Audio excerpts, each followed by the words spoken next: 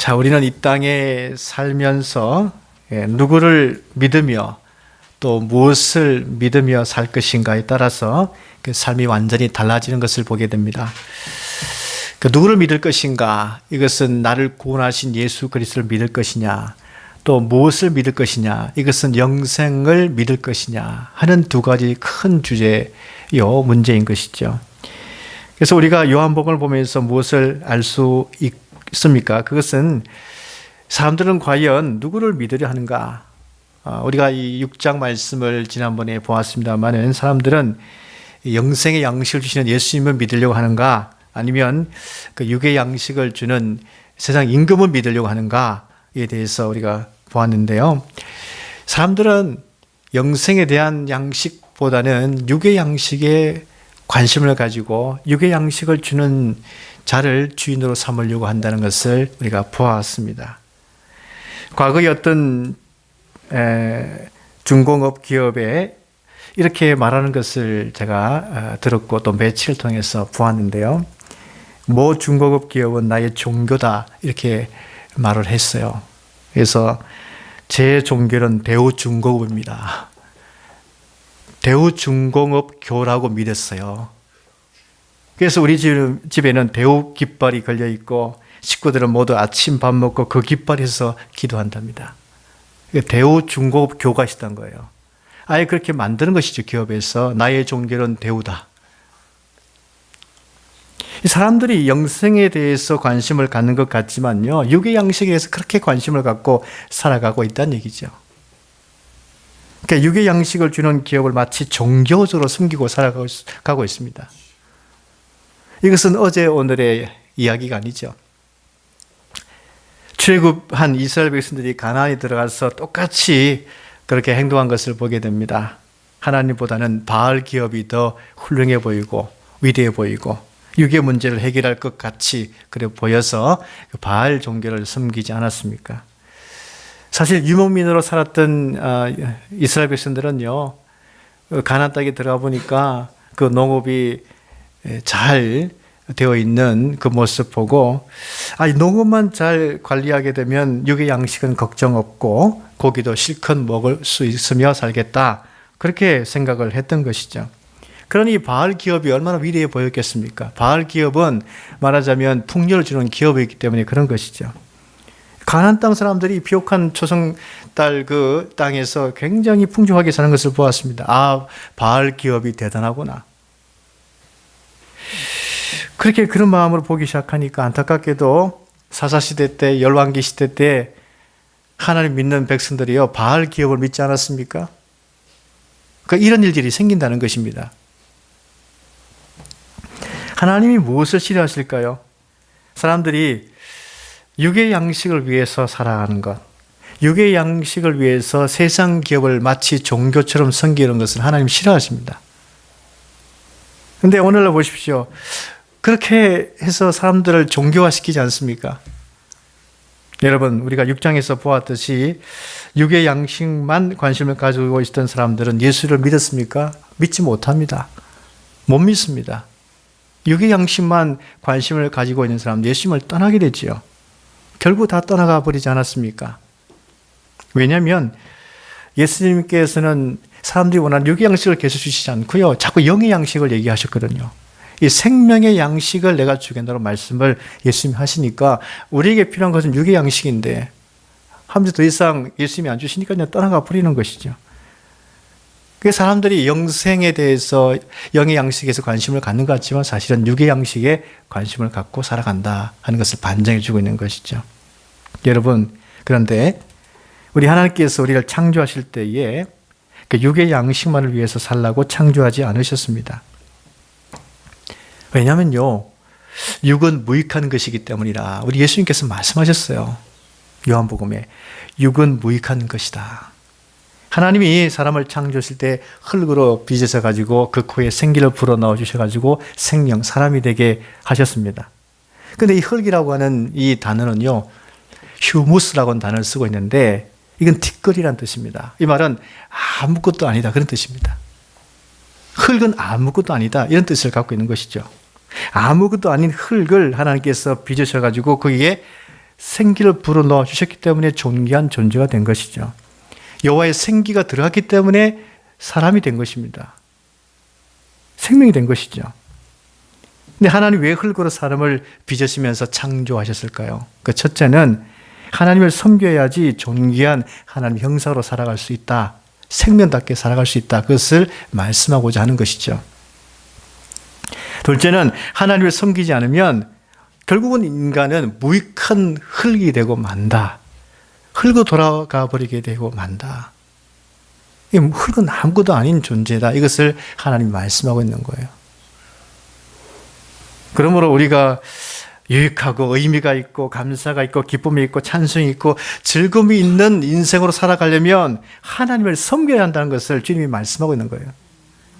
그 생명의 양식에 관심을 가져야만 된다. 이 말씀을 하고 있습니다.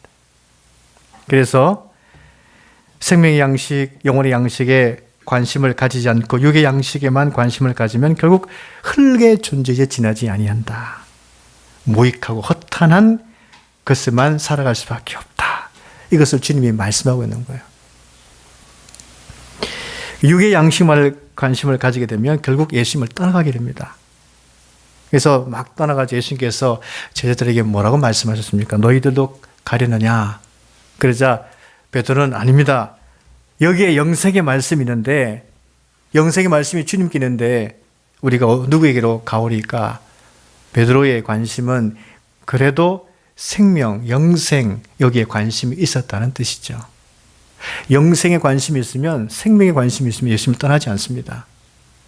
그런데 사실은 우리가 이 살아가는 데 있어서는요.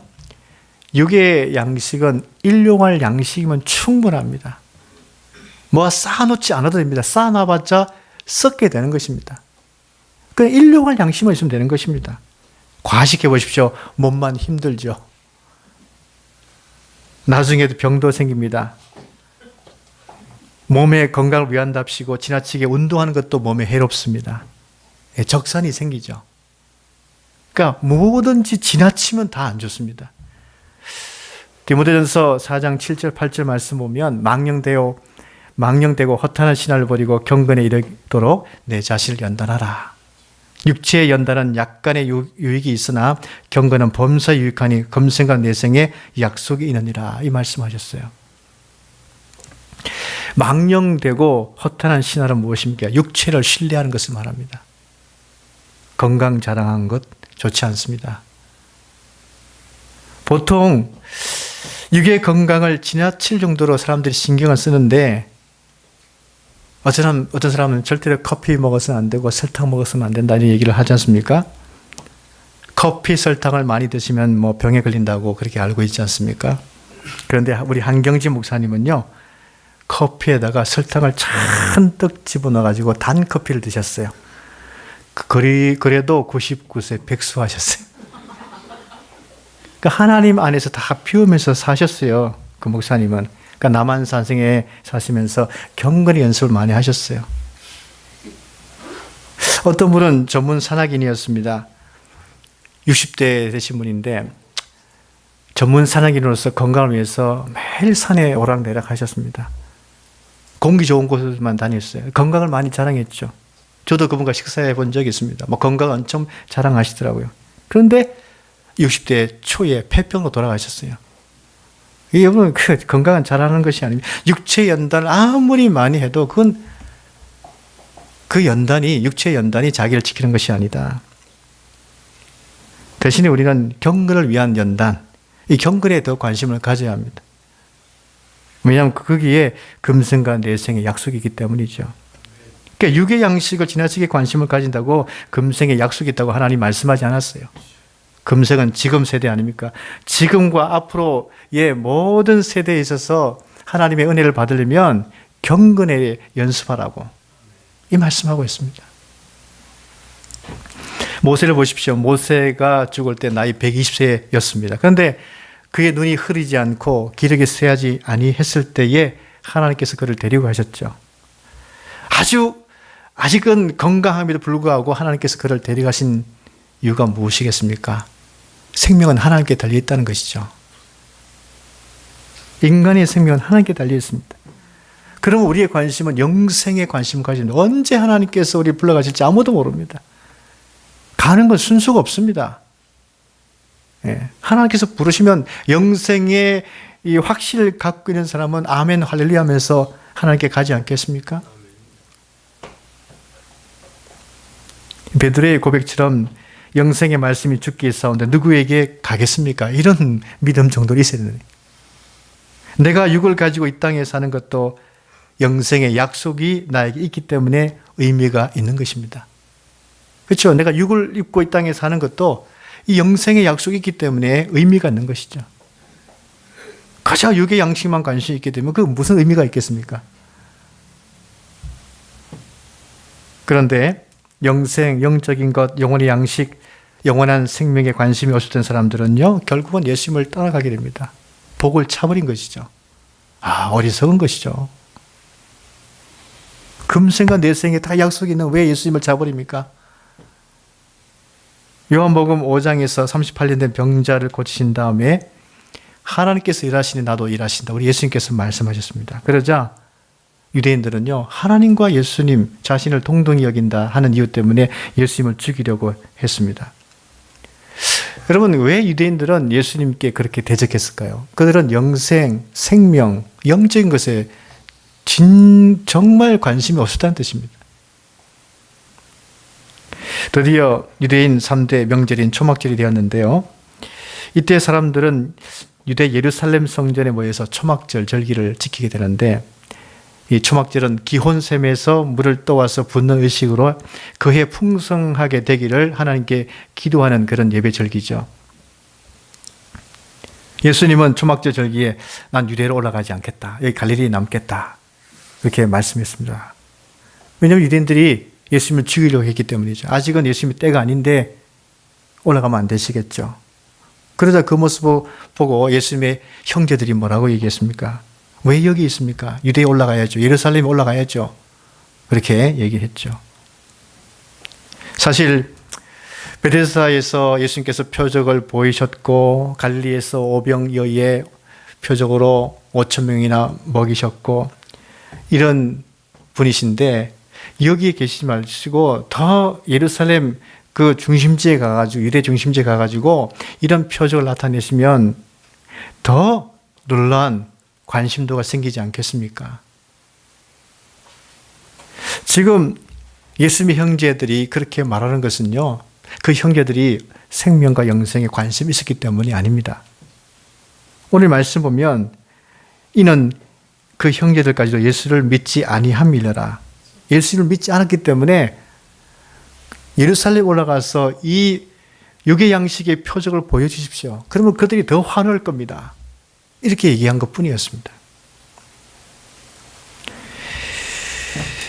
그 형제들이 무엇을 믿지 않았다는 것일까? 예수님께서 이 땅에 오신 건 육의 양식을 채워주기 위해서 오신 것이 아니라 바로 영의 양식을 채워주기 위해서 오셨다 하는 사실을 그들은 믿지 않았기 때문입니다.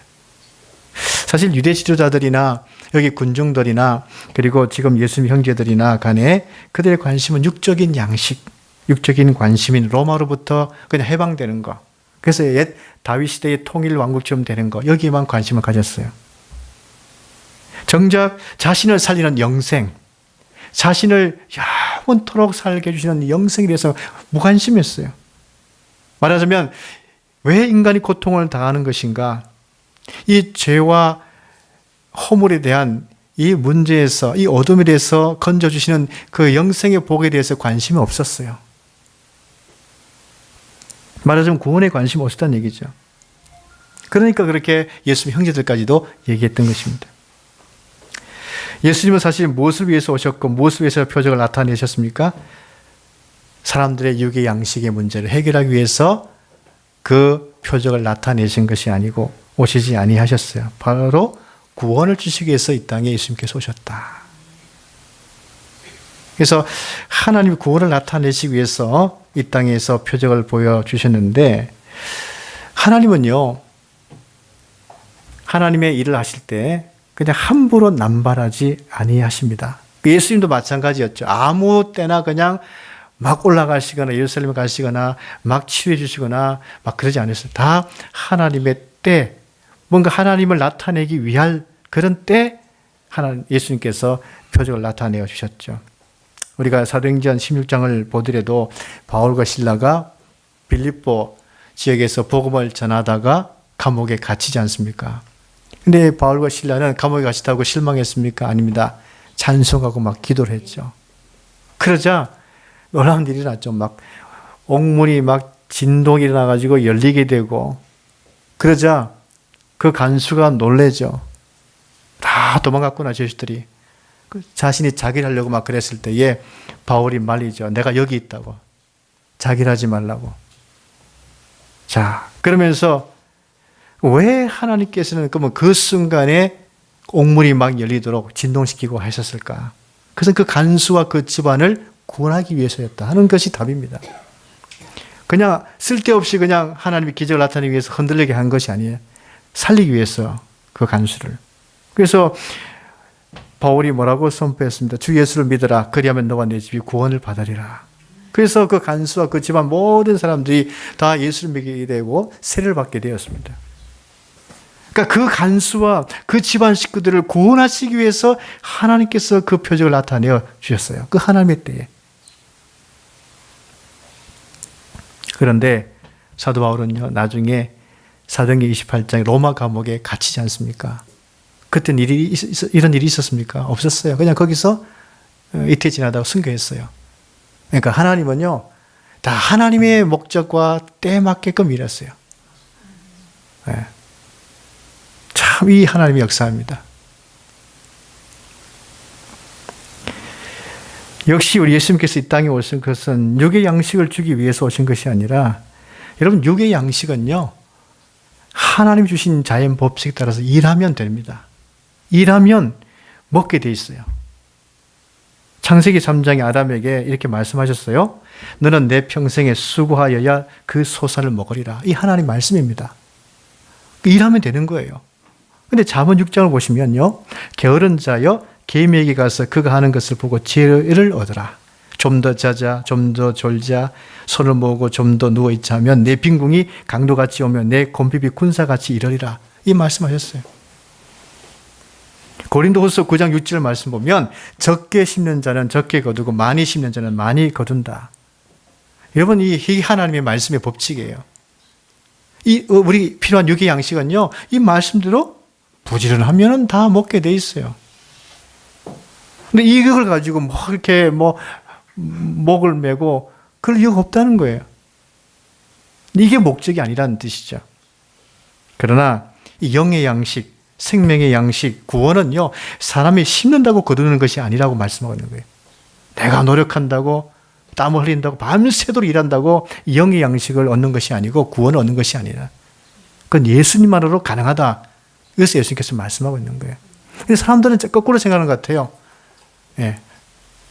사람들은, 예, 육의 양식을 얻기 위해서 온갖 그냥 이렇게 노력을 다하고, 거기에 너무 신앙을 집어넣죠.